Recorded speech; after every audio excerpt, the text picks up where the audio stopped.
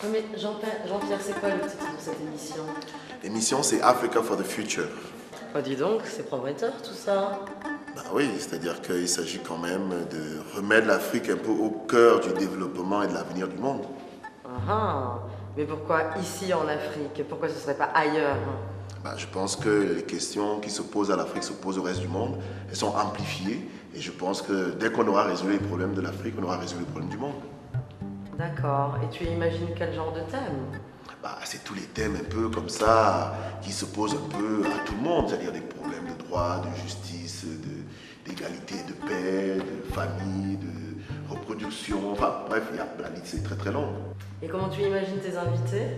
Bah, je pense que les invités de cette émission devraient être des personnes non seulement qui ont un passé, un patrimoine comme ça, qui portent en eux, disons, un peu quelque chose de l'Afrique, mais surtout qui sont dans un processus de transformation, aussi bien personnel que dans leur travail, dans leur mouvement, dans leur vie personnelle. Donc je pense qu'il s'agit de ne pas regarder tout simplement les gens comme des êtres qui produisent des choses ou des œuvres. C'est des êtres qui transforment le monde dans lequel ils vivent en fait. Ok, ben alors allons-y pour cette première émission. Bonjour et bienvenue donc à cette émission Africa for the Future. Africa for the Future, c'est une émission au cours de laquelle nous allons débattre des grandes questions qui se posent pas seulement à l'Afrique mais à l'humanité. Le monde nous parle, le monde nous renvoie des signes, le monde nous envoie des narratives, ces histoires invisibles qui nous emballent, auxquelles nous identifions et des histoires qui finissent par nous habiter. Alors il s'agit de décrypter, d'arriver un peu comme ça à trouver un sens à nos vies et à notre devenir en tant qu'Africains, en tant qu'humains. Les grandes questions de ce monde n'ont pas été résolues. Nous avons des problèmes de liberté, de justice, de droit, de famille, de représentation. Enfin bref, les thèmes sont inépuisables. Donc avec une émission comme celle-ci, il s'agit quand même de revisiter ces grandes questions, mais depuis l'Afrique. Les problèmes qui se posent à l'Afrique sont des problèmes ayant une amplitude beaucoup plus importante qu'ailleurs. Il y a beaucoup de questions inachevées, beaucoup de chantiers qui n'ont pas vraiment été entamés. Donc l'Afrique est ce laboratoire où nous espérons comme ça proposer au monde une nouvelle façon d'être. Et puis cette émission voudrait aussi être une espèce d'atelier de répétition de l'avenir, de répétition d'un monde comme nous aimerions le vivre en fait. Nous sommes donc ici réunis pour pouvoir essayer de réinventer le monde de demain. Donc la première émission qui est un peu celle qui nous amène ici ce soir, c'est une émission qui pose la question de l'identité.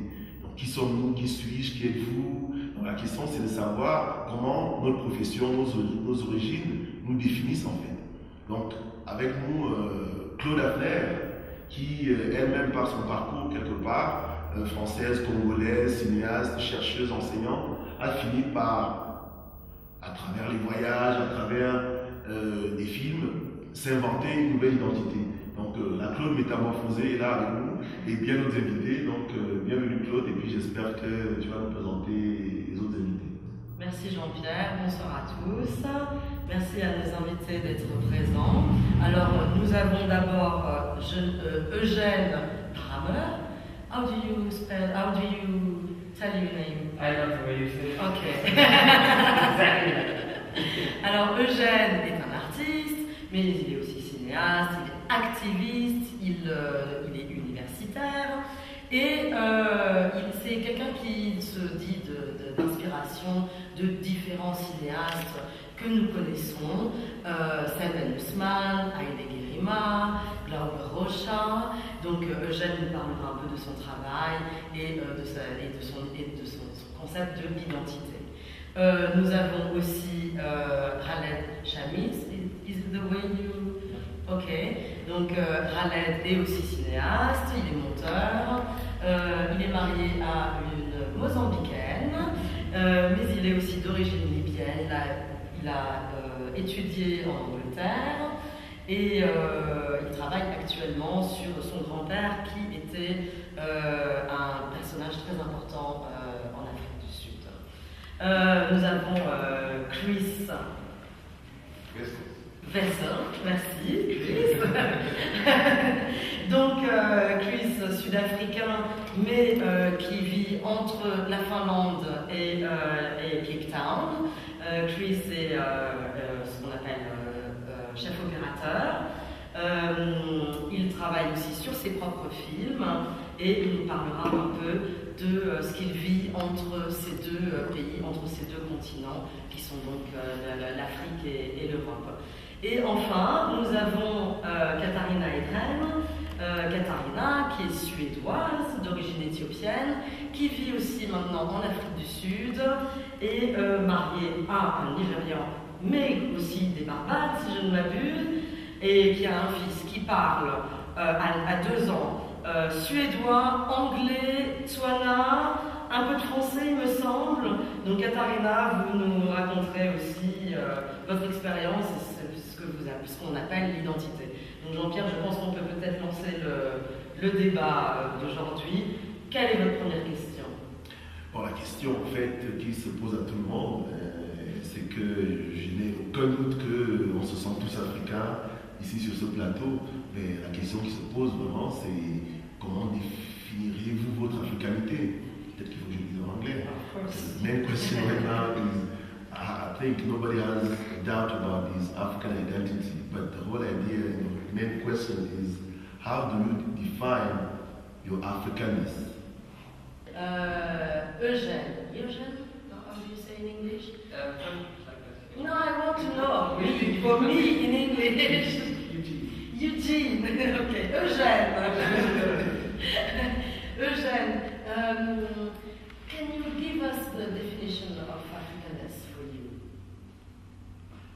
For me, African identity speaks to origin.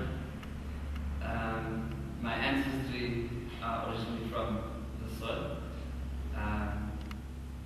I've got Creole mixed ancestry, but the ancestry I identify with most were the first peoples of Southern Africa, the Khoi, and so that's my first kind of definition is origin.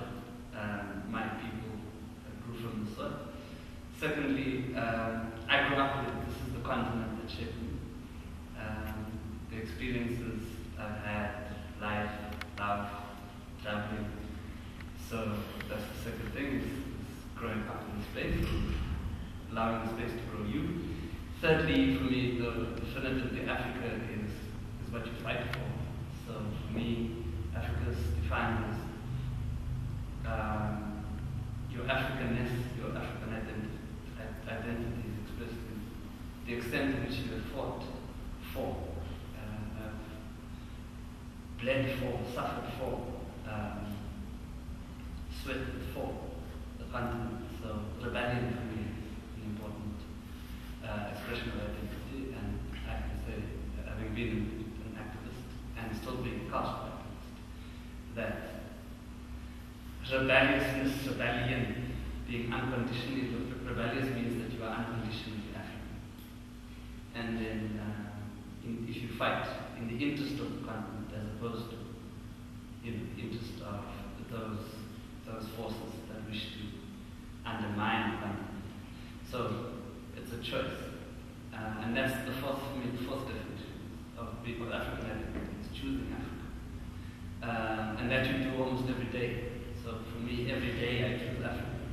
I choose the space, its people, its creative work, and I choose to discriminate absolutely, passionately, sometimes irrationally, in favor of this space. Thank you. Jean-Pierre, j'aimerais qu'on fasse une petite pause pour aller voir sur Internet ce que les téléspectateurs ont pensé de l'émission et quelles sont leurs réactions sur l'africanité. Alors, comme deuxième invité, nous avons Khalid Chamis, qui est à mes côtés, et qui lui aussi est cinéaste, monteur, réalisateur, écrivain. Il travaille actuellement sur un gros projet qui est celui de son grand-père, qui était un grand personnage de l'apartheid. Il est d'origine libyenne de père, Capetonian Malais, c'est-à-dire les Malais de Cape Town,